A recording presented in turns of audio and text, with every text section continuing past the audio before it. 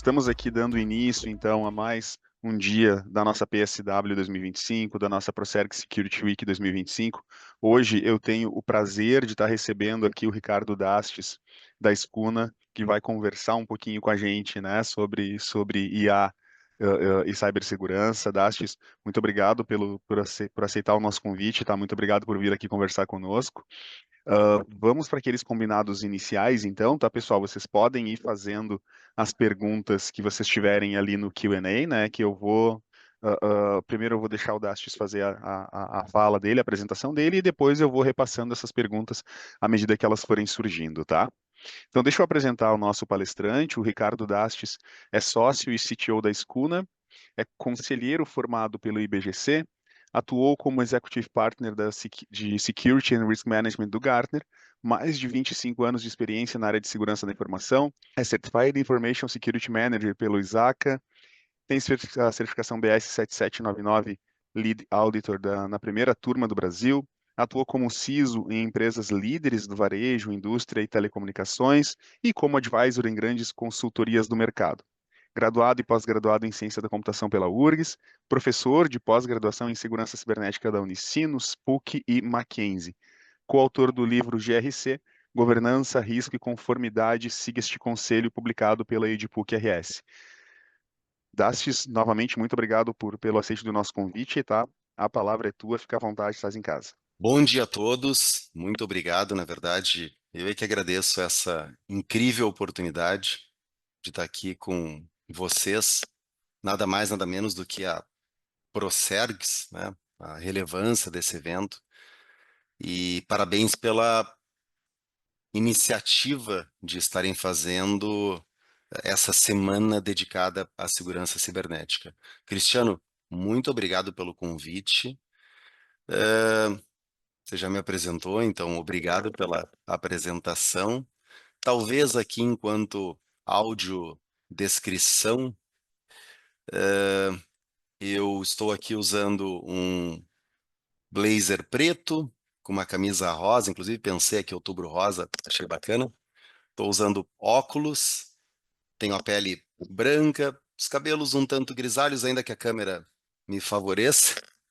Tenho 52 anos, atrás de mim tem uma parede de cor azul com o logo da Scuna, onde eu estou agora aqui, que é a empresa que eu represento. E, na verdade, aqui do meu lado está o lindo Rio Guaíba, e se eu andasse para trás, a coisa de uns 2 quilômetros, não mais do que 3, chego na Procergs. Então, estamos aqui, bairro Praia de Belas. Bom, vamos lá então, compartilhando a minha tela. Eu recebi esse convite com essa missão de falar sobre esse cruzamento entre a segurança cibernética e a inteligência artificial. Pensei nesse título, e claro que nós falaremos dos dois lados da moeda, tanto no aspecto de oportunidades quanto de ameaças, né? Copo meio cheio, copo meio vazio. Toda a tecnologia massiva, quando ela chega, né, desde a descoberta do fogo, ela sempre tem os dois lados da moeda. E sim, né? É mais uma apresentação, mais uma palestra sobre inteligência artificial. Eu confesso que eu implicava um pouco até o ano passado ou dois, mas eu entendo que faz parte, né, do momento em que a gente está vivendo. Eu lembro há 30 anos, né, quando todas as palestras eram sobre internet, até que ela tivesse entrado de fato na nossa vida. Esse é o momento que a gente está vivendo hoje com relação à inteligência artificial. E falando em momentos, eu sou o CTO, então, da Scuna, é uma empresa que está no mercado há 37 anos, desde 1988. O fundador da empresa, seu Raul, ele está no nosso conselho hoje. O CEO da empresa é o Gustavo, que está aqui comigo hoje, inclusive, no escritório, que é a segunda geração.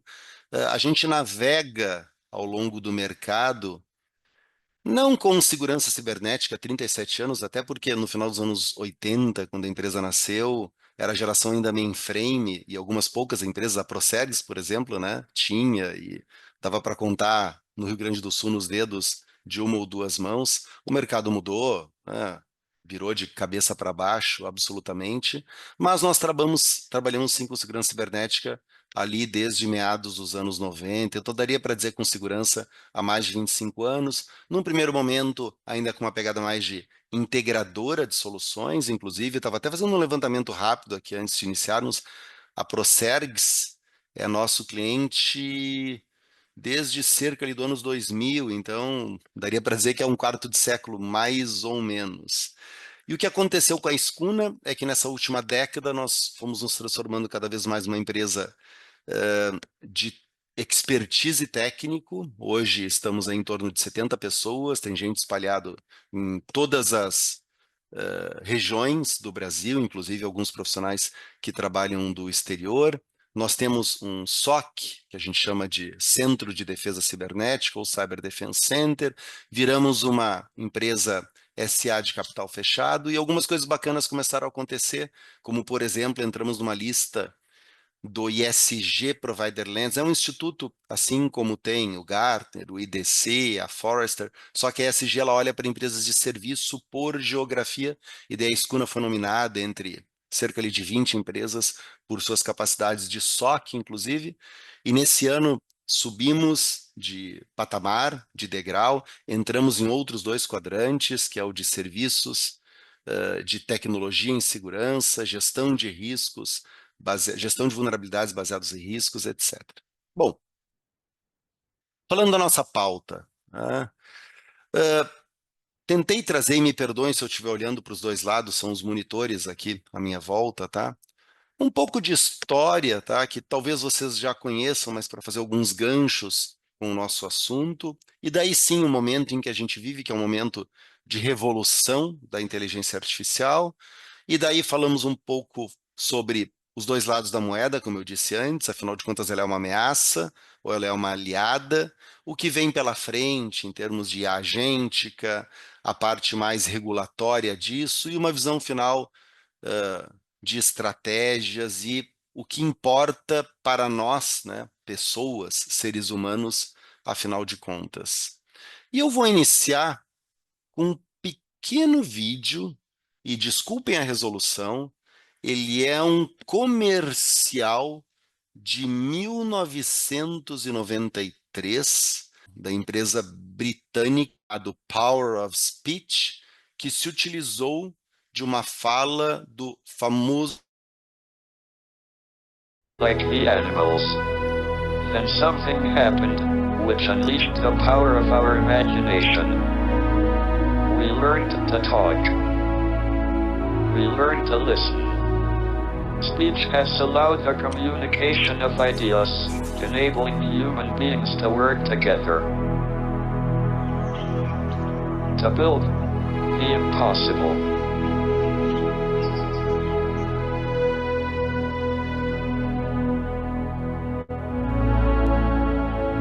Essa fala do Stephen Hawking, por milhões de anos a humanidade viveu como os animais, então algo aconteceu que libertou o poder da nossa imaginação. Aprendemos a falar. Ela se tornou tão importante na época, inclusive a banda Pink Floyd, que quem me conhece é meu amigo aí fora do mundo de tecnologia e de cyber, sabe que eu curto demais, utilizou num álbum em 94 chamado Division Bell, numa música Keep Talking, essa própria fala. E o que tem de interessante aqui, né? O que nos diferenciava, nós humanos, dos animais, ou até mesmo das máquinas, era esse nosso poder de falar. Esse, de certa forma, até então, foi o nosso grande superpoder e o que fez, inclusive, com que nós crescêssemos e florescêssemos no nosso projeto de civilização. Eis que, de repente, não somos mais apenas nós que falamos. Vamos para um pouquinho de história, e falando de origens da inteligência artificial. Talvez vocês, né, tenham buscado ou tenham visto isso ao longo aí de graduação, cursos que vocês fizeram. A expressão ela não é nada nova, na verdade, o conceito ele teria surgido lá na década de 40, 50, quando Alan Turing propôs esse modelo matemático de computação com um dispositivo teórico chamado máquina de Turing, que servia como um modelo fundamental para computação, teoria da informação, que consistia em uma fita infinita dividida em células, tinha um cabeçote, leitura, escrita, um conjunto finito de estados e era capaz de simular qualquer algoritmo computacional. E daí, em 56, na conferência de Dartmouth, que foi considerado o marco inicial do campo de pesquisa em inteligência artificial. E daí, John McCarthy e outros pesquisadores reuniram-se, discutiram a possibilidade de criar uma máquina que pudesse simular a inteligência humana no Dartmouth College. Ele fica localizado no estado de New Hampshire, nos Estados Unidos. Após isso, nós passamos ali no século XX por ciclos de entusiasmo, ciclos de desilusão, foram chamados invernos de IA. Foram períodos marcados por uma redução significativa no interesse, no financiamento, no progresso da pesquisa nessa área. Eles normalmente ocorrem após grandes fases de otimismo, expectativas infladas, e daí vem algumas decepções, críticas, cortes de financiamento, desinteresse. Então, a IA, eu próprio estudei na graduação, na pós-graduação, inclusive muitos professores dedicados a projetos de pesquisa aqui no Rio Grande do Sul, na época, quando eu fiz a federal, mas não tinha até então entrado de fato no mercado da forma como ele entrou agora. E falando de mais alguns marcos importantes, e eu lembro que eu também estava na graduação na época, 1997, quando veio a notícia que o Deep Blue, o supercomputador da IBM, ele derrotou o Garry Kasparov. Foi no dia 11 de maio de 97, foi 1997, foi a primeira vez que um computador venceu um campeão mundial de xadrez utilizando regras e tempos oficiais. Isso foi muito, muito significativo. E daí, dando um salto para mais próximo, agora anos 2000, 2016, né, que faz pouco, a coisa de 8 anos, teve um outro projeto, esse da Google, utilizando o AlphaGo, que se utilizava de um programa de inteligência artificial que era o DeepMind, e ele venceu partida de Go, para quem gosta de jogar Go, contra um sul-coreano, o Lee Sedol, que ele era nada mais nada menos do que um campeão invicto a 18 campeonatos, né? Um jovem de 33 anos. E se vocês procurarem, inclusive, eu recomendo que busquem no YouTube, lá tem o AlphaGo God's Move, que foi um movimento inusitado que o próprio Sedol conseguiu fazer para, em algum momento, deixar a inteligência artificial confusa e ele conseguir, no meio do campeonato, ganhar ao menos uma partida. Então, aquilo foi uma vitória e tanto, mas, né, no todo, claro, a inteligência artificial acabou saindo vitoriosa. E daí, de lá para cá, vocês sabem, né, todo mundo acompanhou, ali final de 2022, talvez tenha sido o grande marco da inteligência artificial generativa, quando foi popularizado, entrou, né, para a massa, para todos nós, o ChatGPT, que foi seguido, né, e daí não só a OpenAI, e várias outras iniciativas mundo afora, e o que a gente tem hoje é uma inundação de IAs, né? Eu estou brincando lá em casa, aquela pegadinha que a gente tinha que cancelava a TV por assinatura e pagava o streaming, que no início era baratinho, né? Pagava lá R$19 e era muito mais barato do que a TV a cabo. Está acontecendo mesmo com a IA, pelo menos para mim. É uma assinatura, 2 assinaturas, 3 assinaturas, quando eu estou olhando lá o extrato do cartão no final do mês, a brincadeira não está mais ficando tão barata. E é isso que a gente considera, de certa forma, esse momento de revolução da IA, que tem apenas 3 anos de toda essa história. E daí eu tentei trazer, e vocês já perceberam que eu gosto de frases, né, de me inspirar em alguns cientistas, pensadores, coisas que eu ouço no mercado. Eu tive o prazer, neste ano, de realizar uma aula com o Ricardo Vargas. O Ricardo Vargas, ele é o primeiro brasileiro que integrou o board global do PMI, onde ele atuou como chairman do comitê de governança. Ele mora se não me engano, em Portugal ou talvez na Espanha, e ele foi um dos professores do curso do IBGC que eu fiz esse ano. E ele disse essa frase que eu achei ela muito significativa. A mudança atual é a mais radical já vista por quem tem menos de 80 anos. Por que menos de 80 anos? Né? Porque há 80 anos atrás, exatamente, acabava a Segunda Guerra Mundial, em 1945. Então, ali, né, coisas muito significativas aconteceram, mas a grande maioria de nós, que tem menos do que essa idade, talvez nada do que tem acontecido até agora está perto do que está para vir. E daí eu trouxe uma outra frase, essa do CEO da Google, e ele disse em uma entrevista na rede de televisão americana, a NBC ou a MSNBC, agora, ele disse isso em janeiro de 2018. 2018, lembrando, é bem antes do ChatGPT, é como se fosse há 1000 anos atrás, se a gente pensar em inteligência artificial generativa, destacando a dimensão transformadora da inteligência artificial. Ele disse que a IA é uma das coisas mais profundas que estamos trabalhando como humanidade, mais profunda do que o fogo ou a eletricidade, mais profunda do que o fogo ou do que a eletricidade, ou seja, um impacto abrangendo saúde, transporte, educação, segurança, praticamente todas as áreas do conhecimento, todas as áreas da vida moderna. Nós aqui, né, vocês na Procergs que trabalham com tecnologia, isso está posto, né, é inequívoca a relevância da inteligência artificial.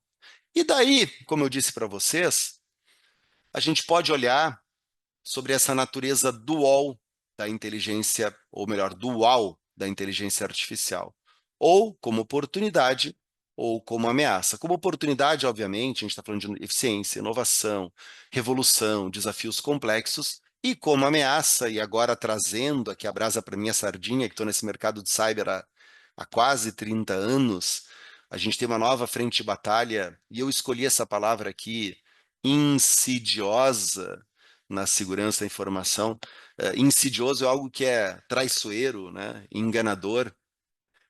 Então, né, até que ponto nós podemos ser ludibriados, né? Ou aquele mal que chega devagarinho, imperceptível e acaba se tornando grave. Se usa essa expressão muitas vezes até para doenças.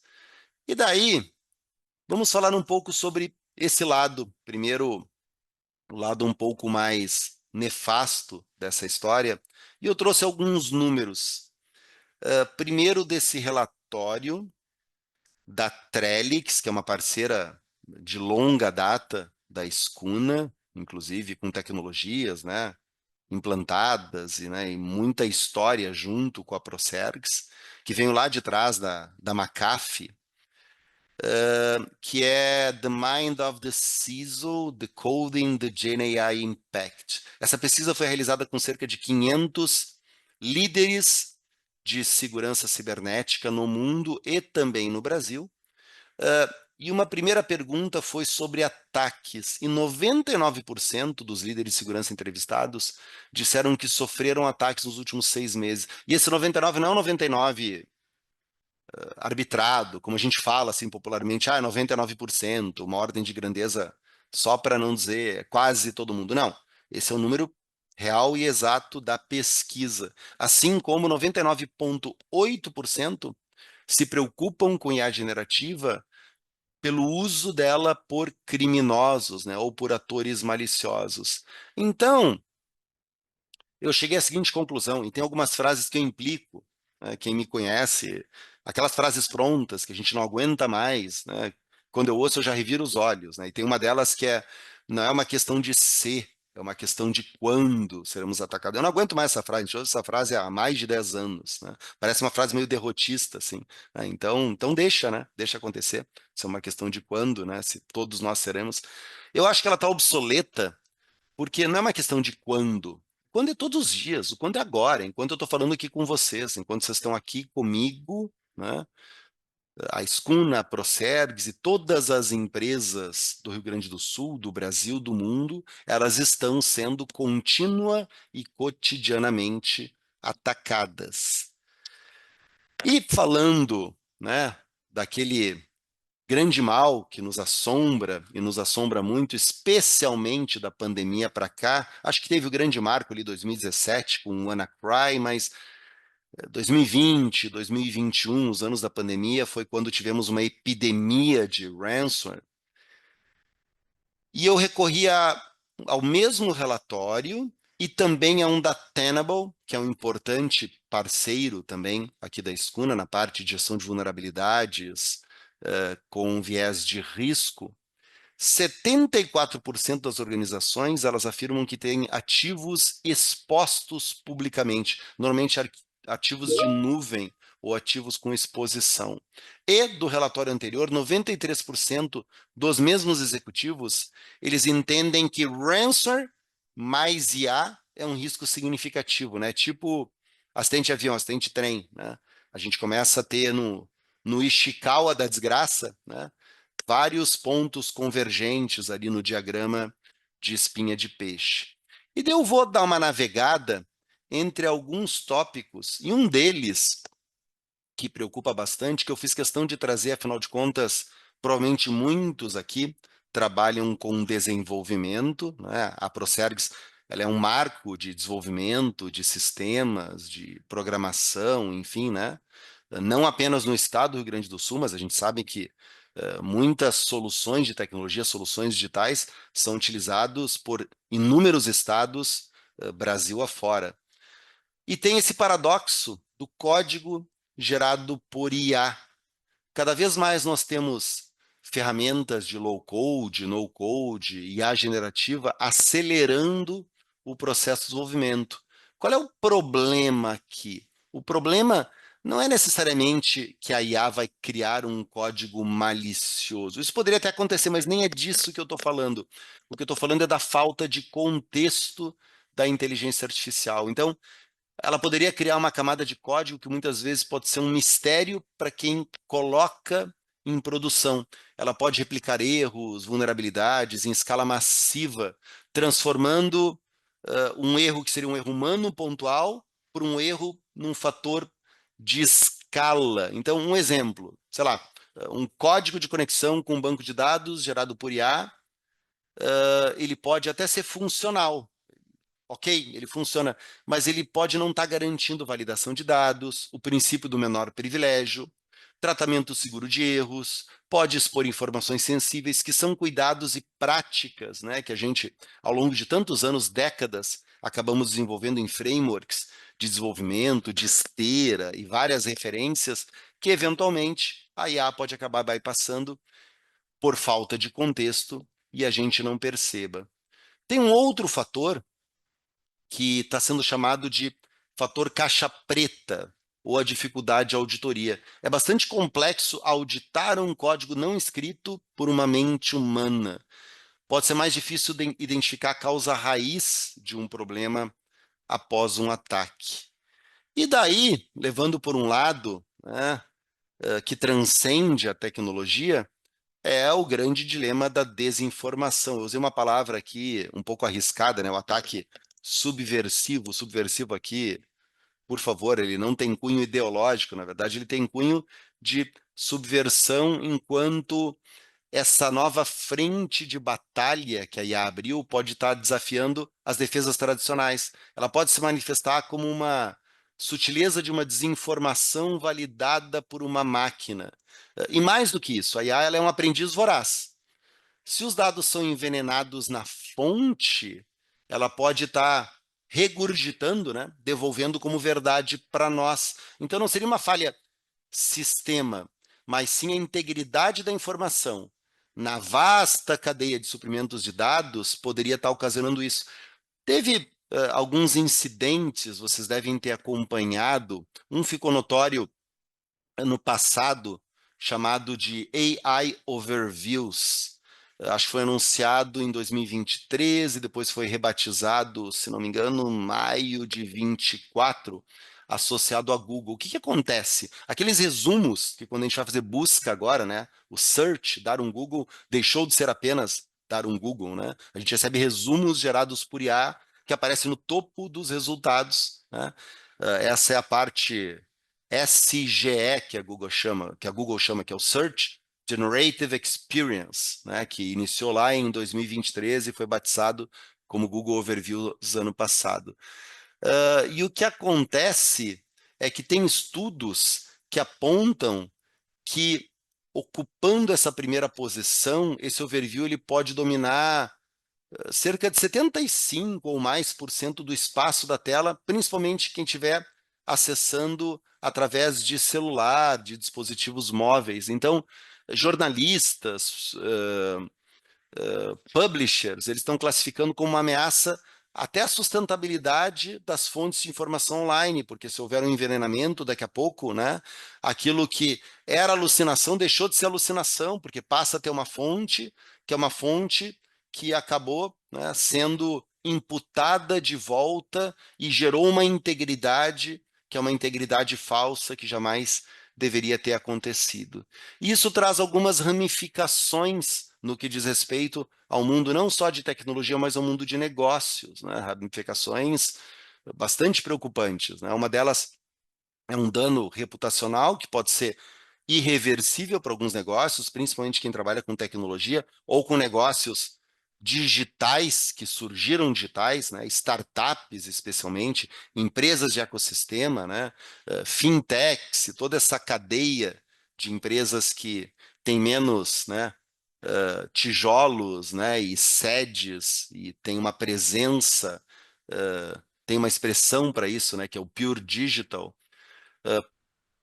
camufladas, a corrosão da confiança digital. Então, não se trata mais apenas de um incidente cibernético, fraude, problema de negócio. Normalmente a gente quer entender, né? Teve aquele caso, a coisa de 4 meses atrás, da CIM Software, lembram? O primeiro caso que fez com que o Bacen publicasse novas regulamentações, inclusive a última teve prazo de vigência agora no dia 11 de outubro, foi publicada no dia 11 de setembro, por conta de todos os ataques ao Pix, as contas de reserva, né, etc.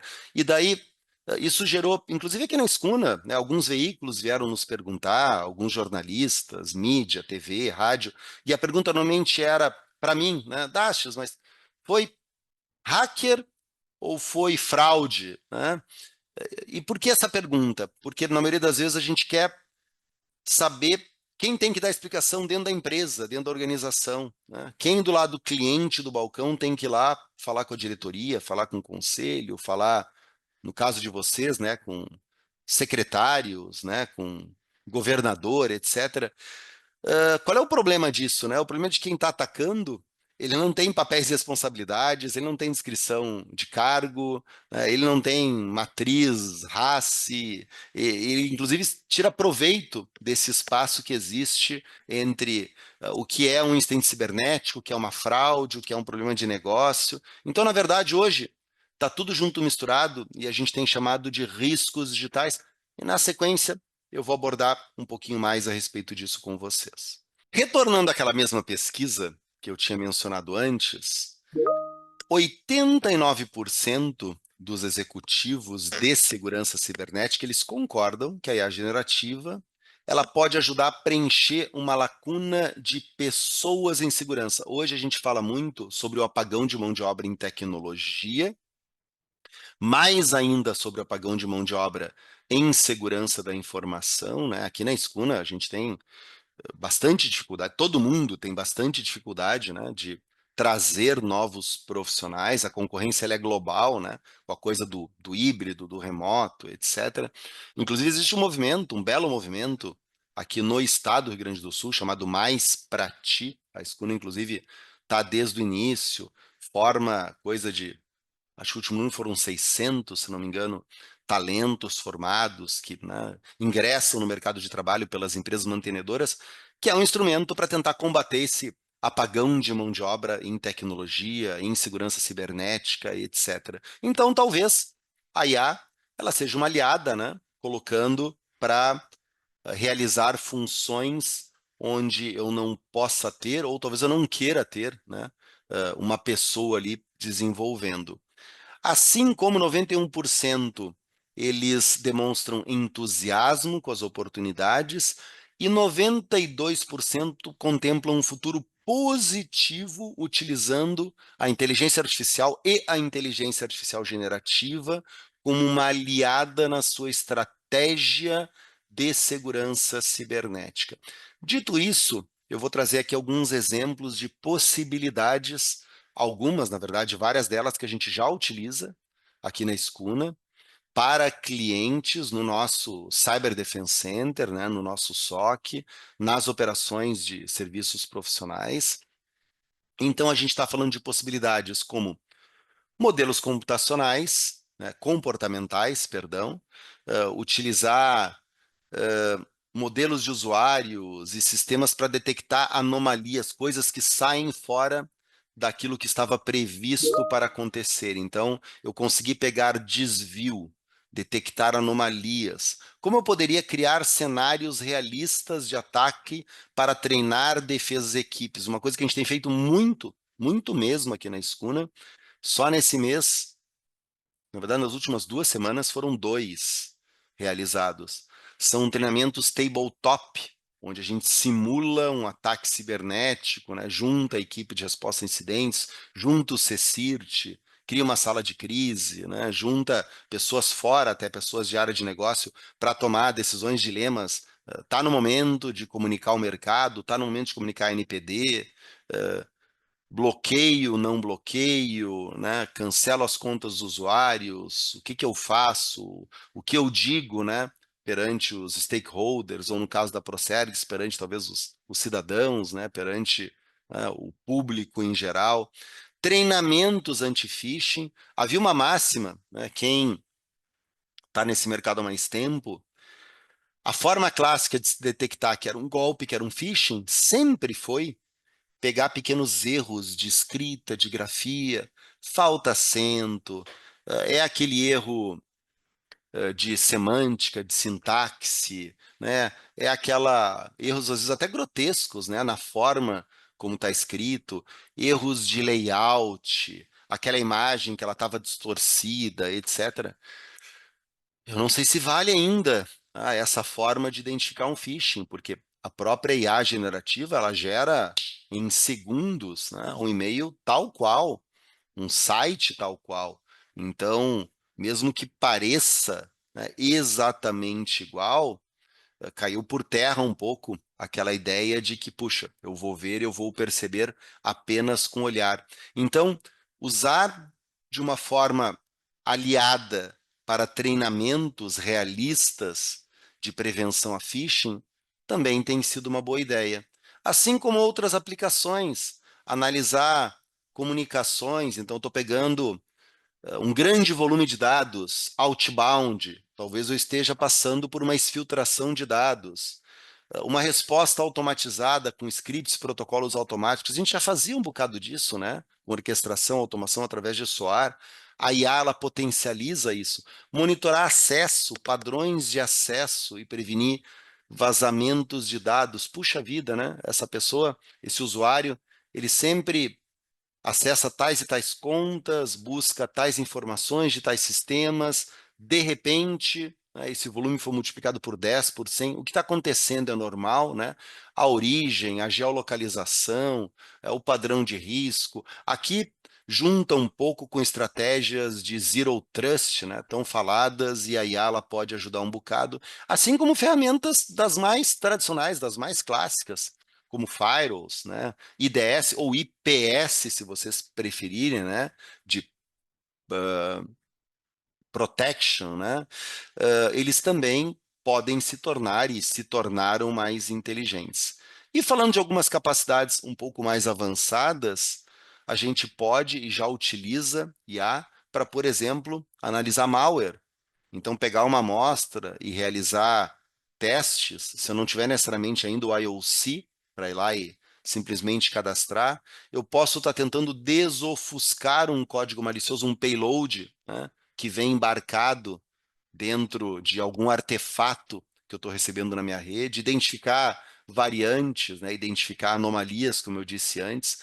No lado da proteção de dados, inclusive proteção de dados pessoais ou dados de titulares, como diz a Lei Geral de Proteção de Dados, a gente poderia realizar anonimização inteligente, poderia garantir com isso a privacidade, fazer uma classificação mais automática do nível de proteção, aquilo que a gente faz há anos, né, classificar o material como confidencial, interno, público, né? Por que não a IA nos ajudar a fazer isso, né? E daí, dito isso, tem se falado muito, não apenas por conta da IA, mas pegando esse cenário que a gente vive hoje de segurança cibernética, onde eu vivi um mundo, pessoal, e não me julguem, né? Eu já disse logo na largada a minha idade, né? Então eu vivi internet anos 90, eu peguei as décadas ali depois disso, e eu sou do tempo da pilha OSI. Eu sou do tempo que segurança da informação, nem chamava da informação, era segurança de redes.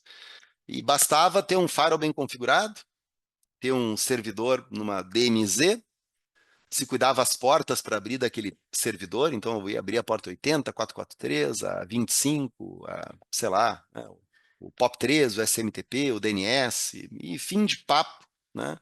A saída colocava um NAT, fazia algum nível de hardenização ali dos endpoints, não existia nuvem, não existia ecossistema de fornecedores, APIs, tudo integrado, nada disso, né? Era um mundo muito mais, talvez, linear, né? A vida era muito mais linear, né? A gente sentava na frente da TV e a gente assistia um filme do início ao fim, né? Hoje a gente faz tudo junto ao mesmo tempo, né? A gente não para, né? Tem aquela coisa de jovens, né, pegam e olham o celular a cada 30 segundos, talvez menos do que isso, né? Aquela, até o vício, mas aí é uma outra pauta, talvez para um outro profissional. Dito isso, se torna cada vez mais difícil, talvez até frustrante e beirando o impossível, a gente querer atuar na prevenção e impedir todos os ataques. Existe uma outra frase, e também daquelas que eu reviro os olhos, que é: não existe segurança 100%. A gente sabe disso há o quê? 30 anos, né? Só que ela continua mais válida do que nunca. E talvez aquele que não era 100%, era 99, 98 e tal, está cada vez mais baixo, infelizmente, esse coeficiente, porque não tem como a gente conhecer onde está toda a informação, todos os assets a serem protegidos, por melhor que seja o inventário, por mais que eu varra, por mais que eu incansavelmente tente, né, ter uma estratégia robusta com infinitas pessoas, infinitos orçamentos. Então, passou a haver cada vez mais um shift para a direita, naquela questão do shift right, né, atuar mais à esquerda ou atuar mais à direita. Cada vez mais se fala sobre monitorar, detectar e responder. Monitorar, detectar e responder. O nosso SOC aqui na Escuna, ele atua efetivamente em cima dessas estratégias: monitorar, detectar, responder e conter, se necessário for, e talvez até recuperar, restaurar, e tomara que não seja necessário, né? Porque daí significa que houve um impacto grande. Ou seja, o objetivo é minimizar impactos através de resposta rápida e eficaz. Normalmente, eu uso uma analogia com o corpo, né? Quando a gente passa por algum pequeno ferimento, né? Eu cortei o dedo agora aqui, ou sei lá, eu cortei o braço, né? Enfim, né? Ralei o joelho, tive uma queda, ou um corte mais profundo.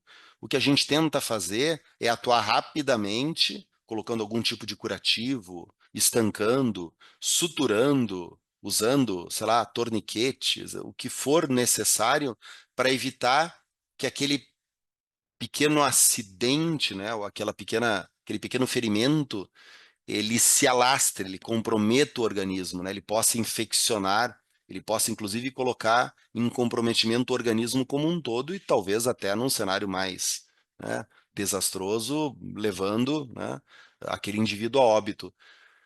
Analogias à parte, é mais ou menos isso que a gente busca quando a gente olha mais para a direita. A gente sabe que não vai ser possível, né, a criança cair, ralar o joelho né, todas as semanas no colégio, mas a gente tem que ter uma estratégia para poder atuar com isso. E é isso que a gente chama de resiliência cibernética. Então, resiliência, ela pode ser vista como apenas mais uma palavra bonita, né, mais um hype do momento, mas eu acredito muito nela como um passo além da segurança da informação, e sim como e as próprias crianças, né, elas são super resilientes, né, por conta de muitos eventos, né, muitos incidentes que acontecem todos os dias, né, elas se batem, elas se machucam muito. E hoje, como está muito difícil da gente prever todas as possibilidades, a gente precisa de estratégias de resiliência cibernética nas nossas organizações. E dito isso, vamos falar agora do que vem pela frente.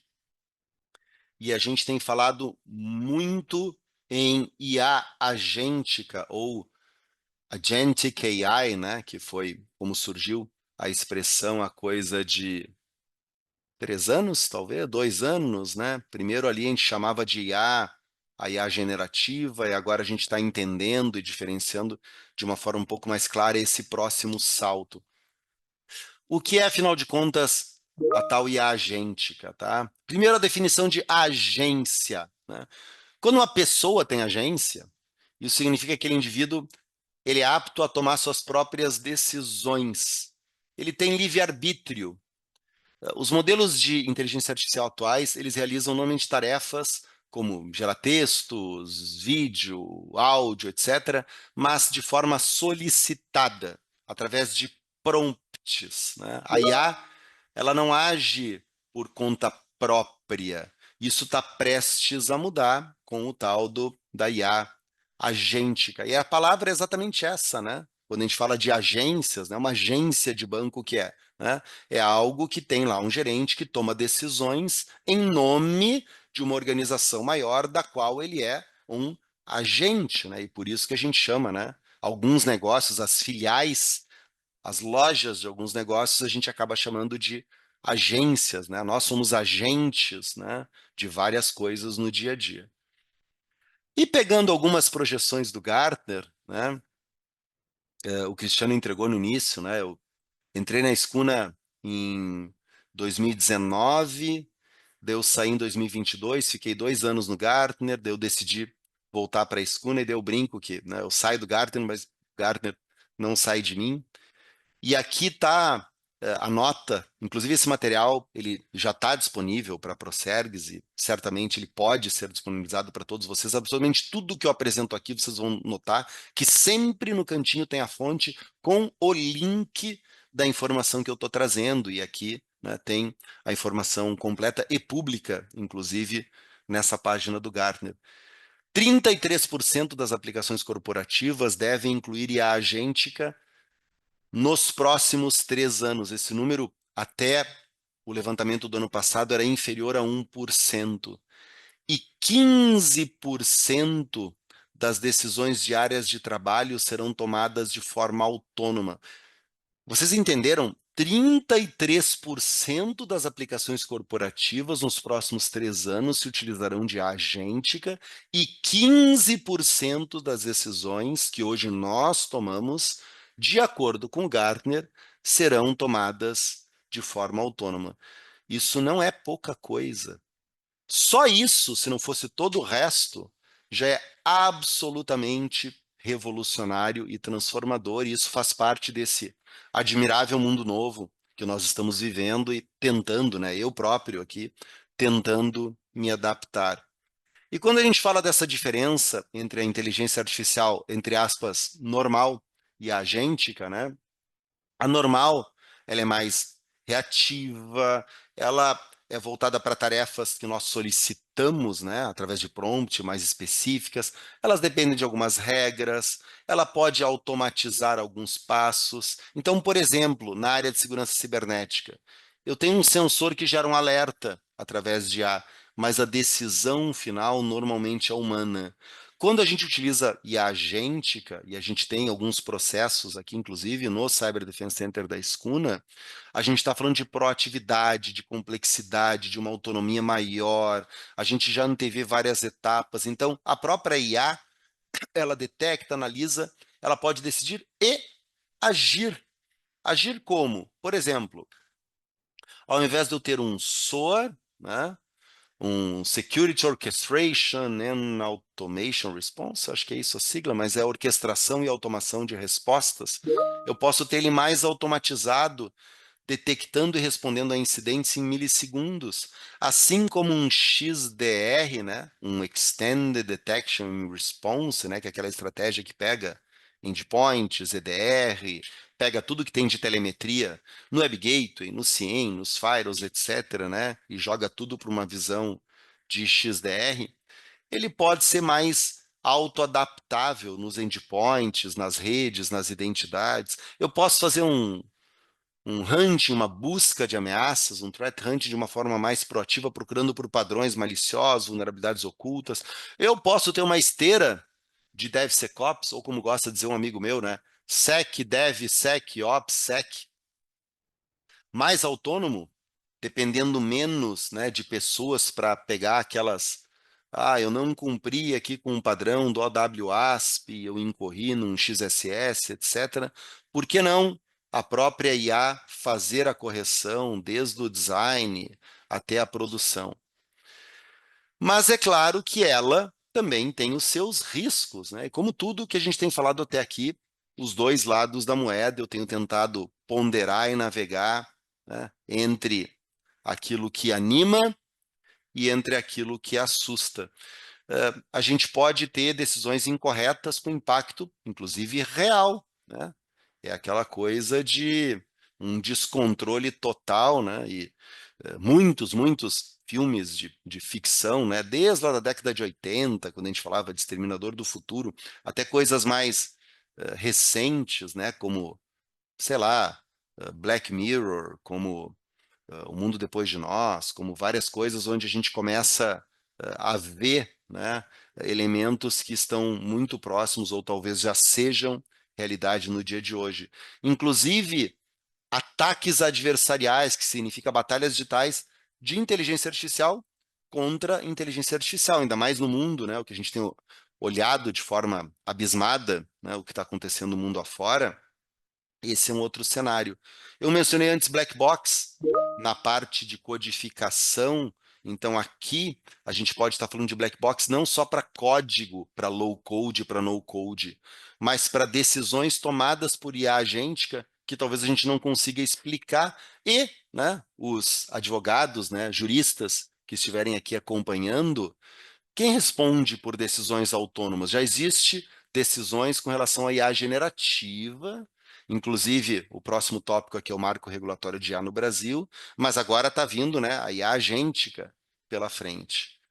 E falando de marco regulatório, dei um disclaimer importante, tá? Eu não sou advogado, tenho muitos amigos, a gente trabalha inclusive em parceria com vários escritórios Brasil afora, com foco em direito digital. Fizemos recentemente eventos, inclusive em São Paulo, em Porto Alegre, falando a respeito desses tópicos. Então, estou me aventurando a pegar algumas informações do que eu tenho acompanhado aqui, do projeto de lei que está aprovado desde o final do ano passado no Senado, ele está em análise na Câmara, então nesse exato momento ele está no Congresso Nacional. Então ele busca normas, desenvolvimento, implantação, uso responsável, acho que a expressão que a gente mais tem utilizado é uso responsável de IA. Existe uma pretensão, na verdade, um candidato a regulador, que seria a própria NPD, que iria além hoje das responsabilidades dela voltada à privacidade de dados, né, ou de dados pessoais, e talvez ela venha a ser a Agência Nacional de Proteção de Dados e Serviços Digitais, mas até onde eu acompanhei, a coisa de 2 semanas atrás, ainda era uma especulação, não sei se vai se tornar realidade. E o importante aqui é essa lei, ela também vem muito baseada no AI Act e principalmente aquilo que a Europa tem feito, mais ou menos o mesmo que aconteceu com a LGPD, né, que se espelhou muito na GDPR europeia, está acontecendo com o marco regulatório de IA no Brasil. Então, entre muitas outras coisas, eu trouxe aqui a questão de riscos. Então, por exemplo, vai ter uma classificação de riscos excessivos, como identificação biométrica à distância. Vou tentar identificar alguém de longe. Isso é vedado por uma questão de privacidade, nossa, cidadãos, etc. Uso de técnicas subliminares para influenciar decisões, sistemas de armas autônomas. Então, esses são exemplos de riscos excessíveis que são considerados proibidos. Eles não podem ser utilizados. Já existem altos riscos, principalmente o uso de IA em infraestrutura crítica. Então, se a gente falar de setor de energia, petróleo, etc., educação, recrutamento, saúde. Então, existem algumas regulações. A gente tem visto, inclusive, eu estava experimentando esses dias uma IA global que faz entrevista de emprego. Parece que você está falando com uma recrutadora, falando com uma pessoa, um profissional de recursos humanos, e não é. E existem empresas no mundo que estão fazendo, né, o hunting dessa forma, ao invés de entrevistar 10 candidatos, está entrevistando 100, 1000.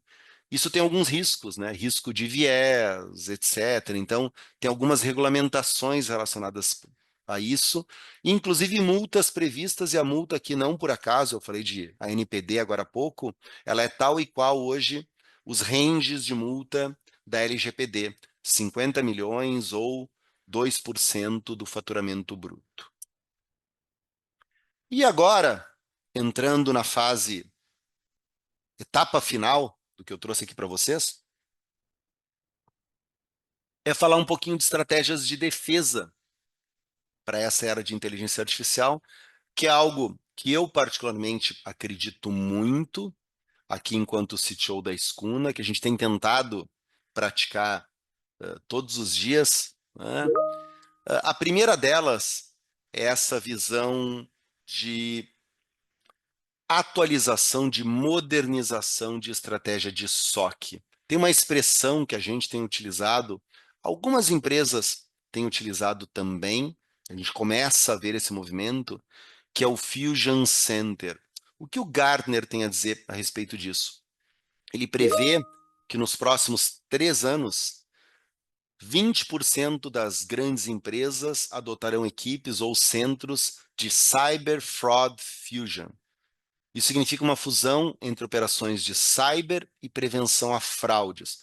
Hoje, essa adoção ela é inferior a 5%. A palavra, a expressão fraude, ela também ela é um pouco interpretativa. Tem setores, e a gente tem vários clientes no setor financeiro, bancos de grande porte, e muitos também clientes no setor de varejo, onde a palavra ela é muito clara. A gente sabe exatamente o que é uma fraude. Existem outros setores, quando a gente fala com o judiciário, por exemplo, onde a palavra fraudes ela tem outras nuances, né? O que é um vazamento de dados onde um colaborador, um servidor público, ele foi aliciado, né? O caso da CM Software, né? Em que a pessoa lá que deu as suas credenciais, os certificados para acesso às contas de reserva e movimentação de 800 milhões de reais, né? De contas Pix de vários bancos. Isso foi um ataque cibernético ou isso foi uma fraude? Daí alguém aqui vai responder, não, isso foi na semana passada eu estava em Brasília e alguém disse, você não hackeia mais, né? Você acessa. Isso foi uma facilitação, isso foi um insider.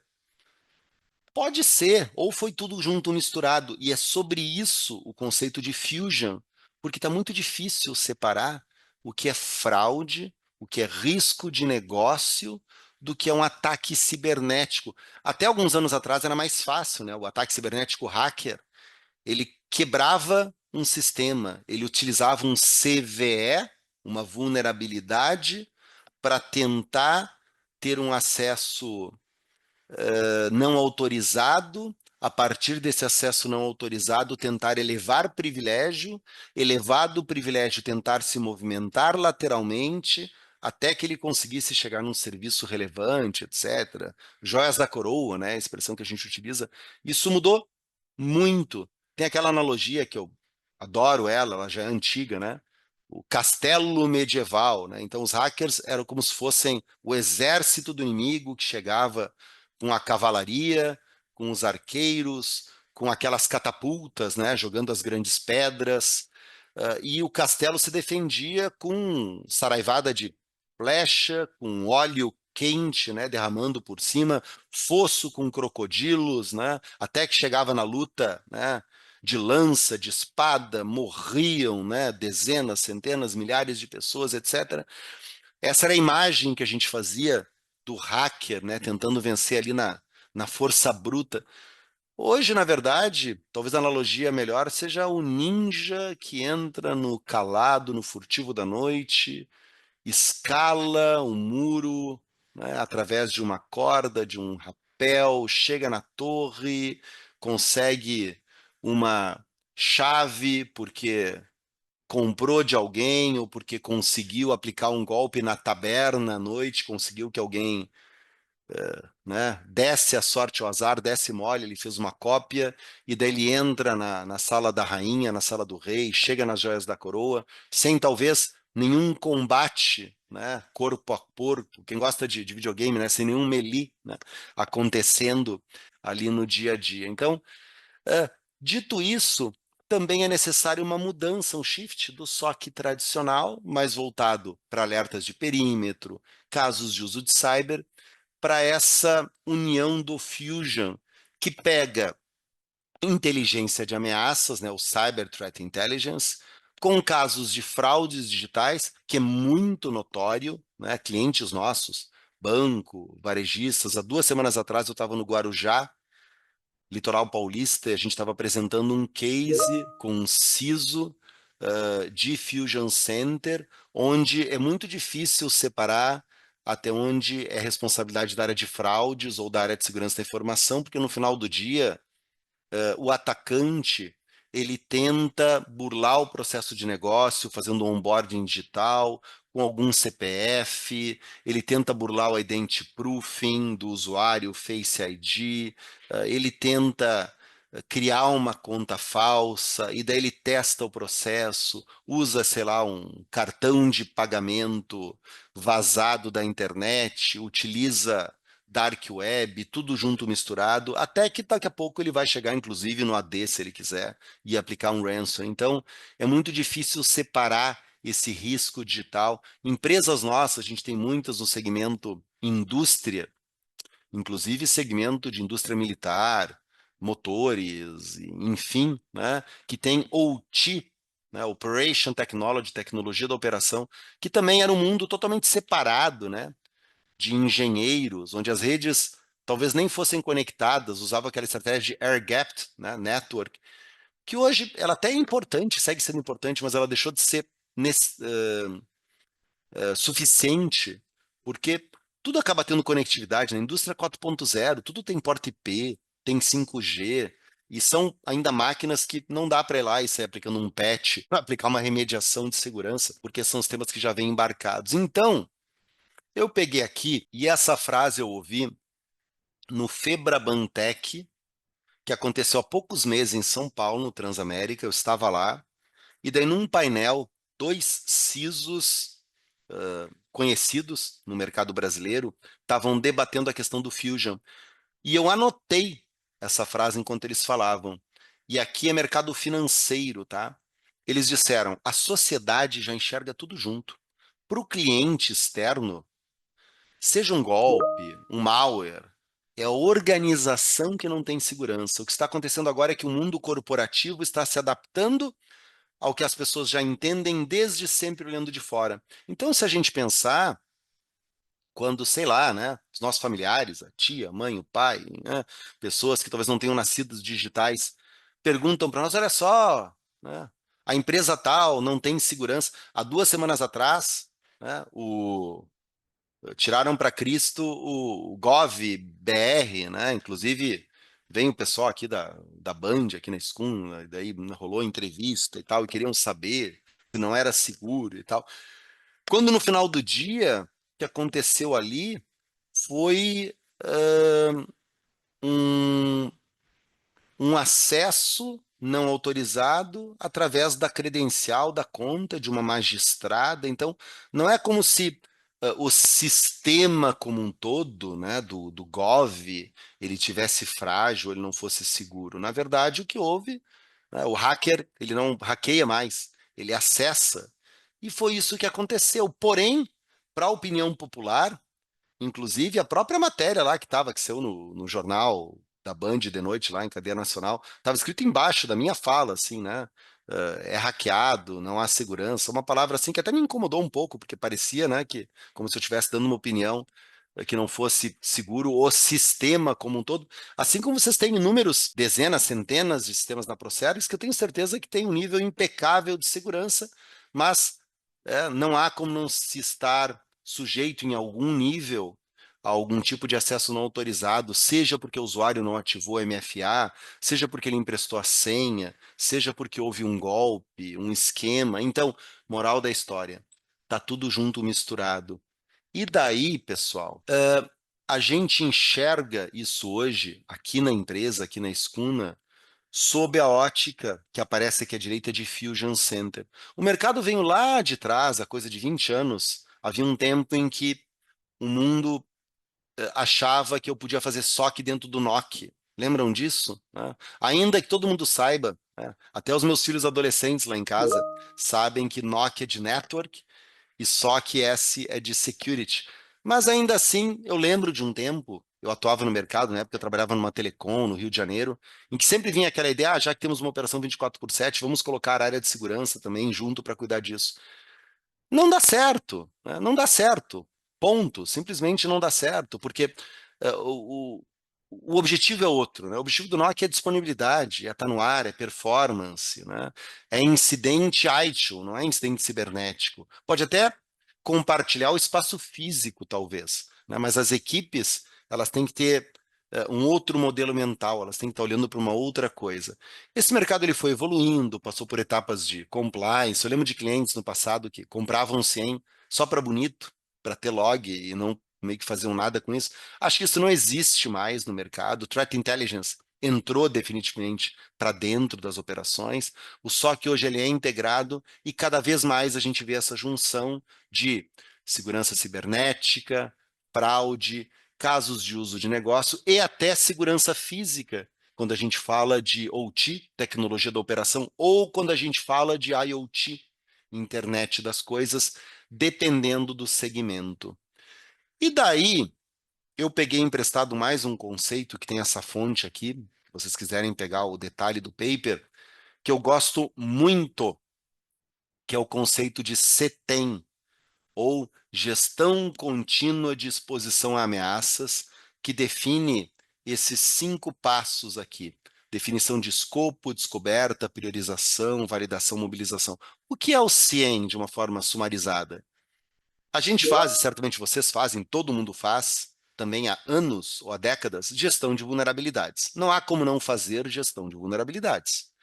O que era gestão de vulnerabilidades? Você fazia uma varredura na rede, levantava CVEs, né, Common Vulnerability Exposures, de acordo com a classificação lá do MITRE, e você utilizava lá o CVSS, né, que é o Security Score daquele CVE, e com base nisso você fazia a correção, que muitas vezes era um patch aplicado numa máquina, num laptop, num desktop, ou num servidor, ou num server que está dentro de uma VM, etc.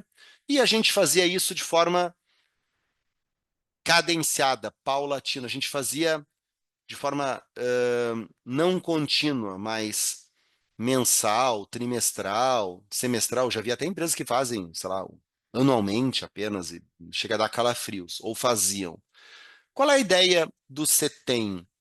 Eu faço o mapeamento da pegada digital, busco as fontes de referência, uso os playbooks de crise de uma forma continuada. Então não é mais em saltos, né? Não é mais aquele diagrama, fiz hoje, agora mês que vem, agora no outro trimestre, e daí eu pego os resultados. Eu preciso fazer isso todos os dias, todas as horas, e estar sempre rodando esse círculo aqui, que vai desde o escopo, descoberta, priorização, validação, mobilização. É um ciclo sem fim, né? Desculpa aí, como é que é o Rei Leão?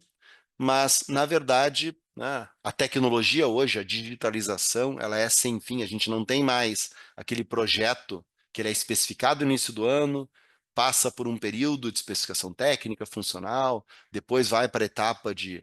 Como é que é? Vocês lembram disso? Testes unitários, testes integrados, daí depois vai para QA, daí tinha aquele momento de fazer teste de segurança, e depois ia para Go Live. Isso levava 6 meses, 1 ano. Isso simplesmente ficou no tempo, né? Lá atrás. Hoje é release toda semana, todos os dias, né? Algumas empresas têm releases de hora em hora, de minutos em minutos, então não há mais como ter processos que eles são fixos quando eu tenho uma realidade que ela é fluida, que ela é contínua. O processo fixo, ele não é bom o suficiente. E tem alguns bancos, inclusive um dos maiores do Brasil, que a gente faz exatamente o que está escrito nesse slide. E daí, falando de estratégias para código, e trazendo mais algumas siglas aqui, falei do CTEM, para proatividade para identificar falhas, entender o contexto real. Validação crítica, então aquelas estratégias de SAST, né, que é teste de segurança estático, normalmente voltado para o código-fonte. DAST, né, que é o teste dinâmico, normalmente aplicado no binário, no runtime, né, do código. Esse, inclusive, é o meu bullying, né, DAST, os DAST, né, eu sofro aqui na empresa, no mercado, todos os dias. Tem outras estratégias, né, o SCA, né, que é análise de composição de código, e tem uma sopa de letrinhas aqui nesse mundo do DevSecOps, ou do AppSec. Eu prefiro a expressão AppSec, que eu acho ela mais enxuta. Tem muita necessidade de governança, educação, processos, e tem, né, por último, mas não menos importante, acho que a parte mais importante, quem chegou agora, né, porventura, chegou na hora certa, quem estava pensando em sair agora, porque deu 1h09, por favor, fique na parte final, ela é a mais importante de todas, que é a inteligência humana ou o fator humano. E aqui, pessoal, eu quero entrar nessa questão de, afinal de contas, seremos substituídos ou não? Seremos suplantados ou não? O exterminador do futuro, lá, o Terminator, ele vai se tornar realidade ou não vai se tornar realidade?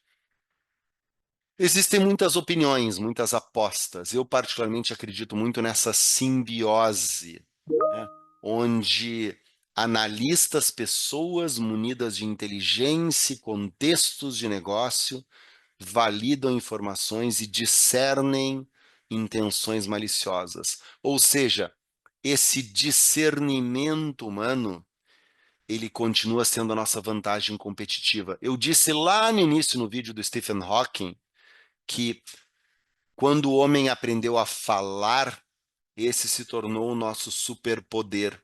Este não é mais o nosso superpoder. O nosso superpoder agora é o discernimento, é saber o contexto.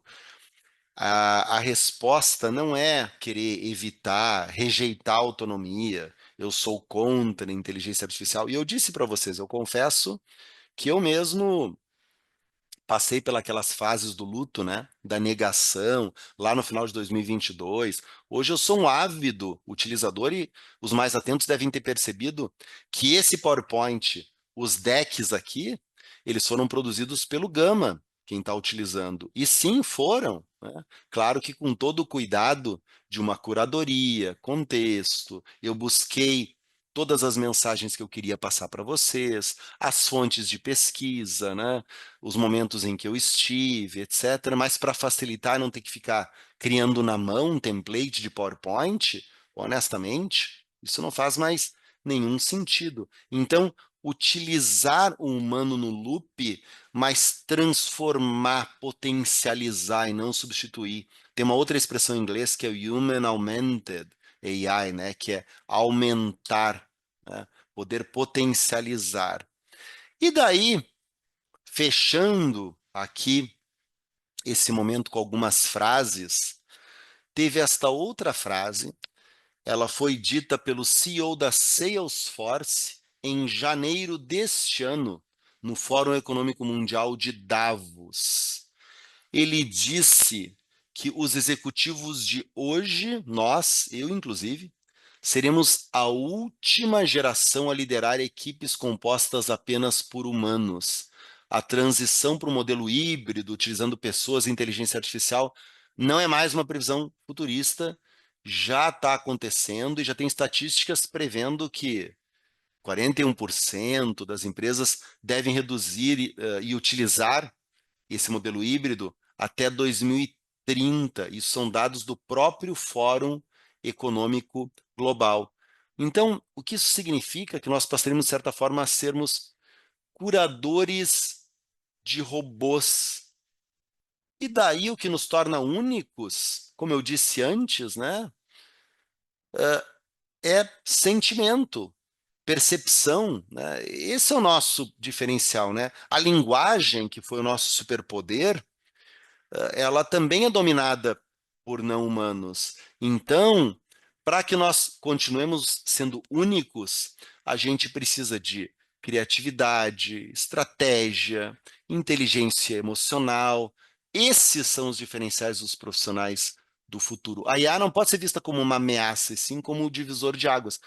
Nós, né, vocês, quem souber equilibrar automação, talento humano, são as pessoas que terão uma vantagem gigantesca. Então, a questão não é mais, será que a IA vai transformar o trabalho? A pergunta agora é como você está se preparando para isso.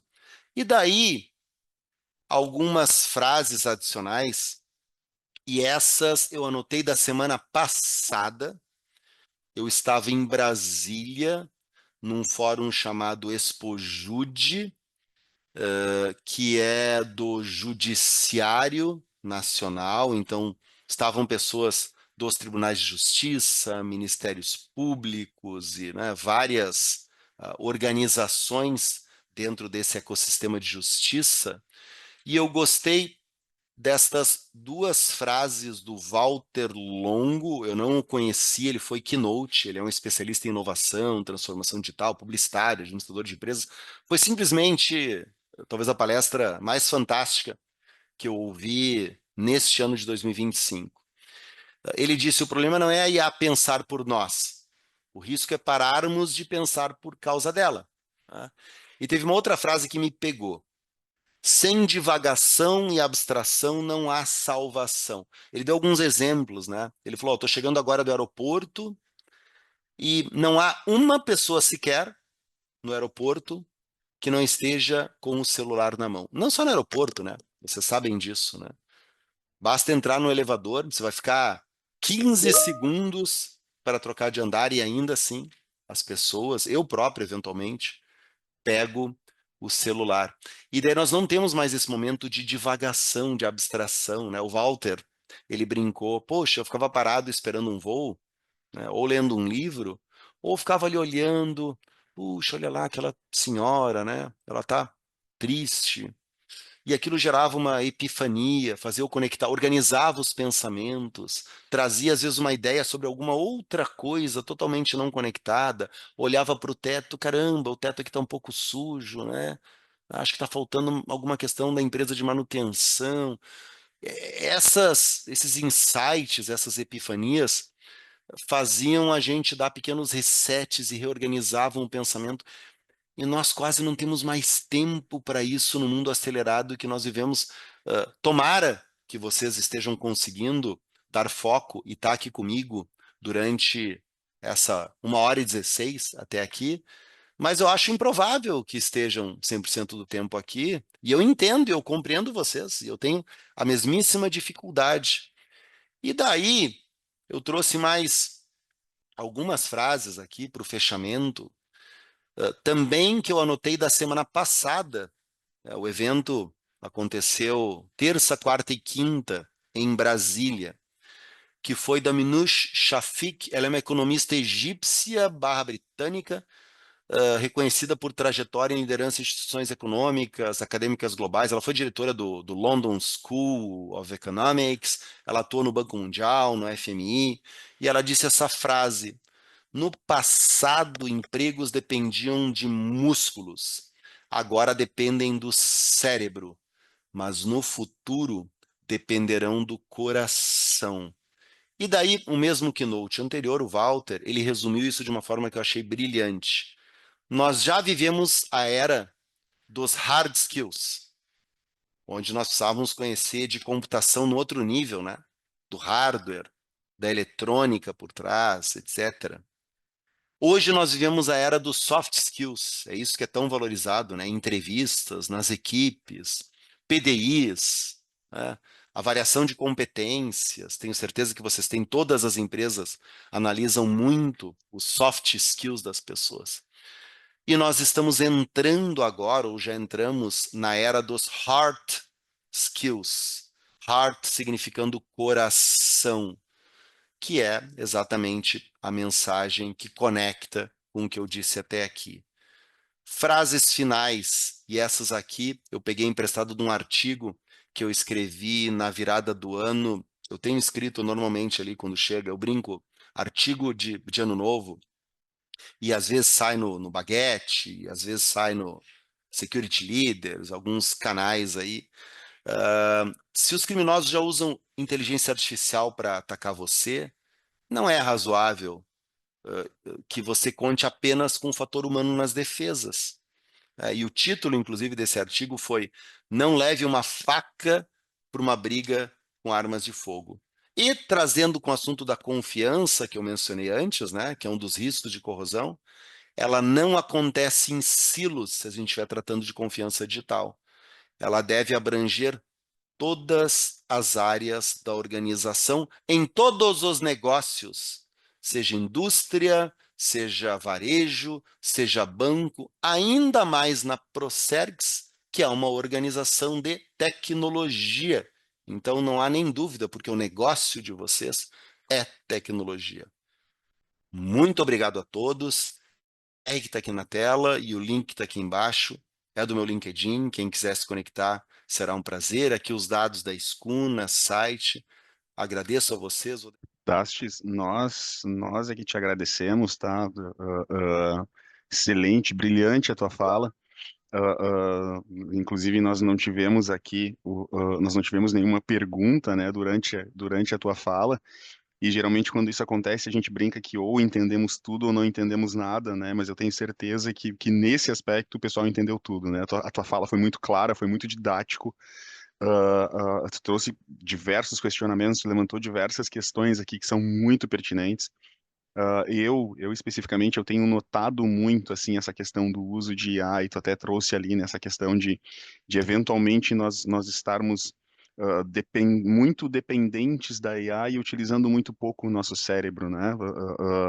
São coisas que principalmente, eu tô cursando direito hoje, né? E principalmente no ambiente acadêmico, a gente percebe muito isso, assim, né? Das pessoas estarem muito dependentes da IA e estarem usando pouco o seu cérebro para fazer determinadas coisas e acabam ficando, eu não digo nem atrofiando, né, mas acabam deixando de utilizar determinados campos do cérebro, de desenvolver determinadas aptidões que vão fazer muita falta futuramente, né? Então acho que assim foi muito importante a tua fala, foi um momento aqui que a gente pôde, que eu particularmente aproveitei bastante e eu só tenho a te agradecer, tá?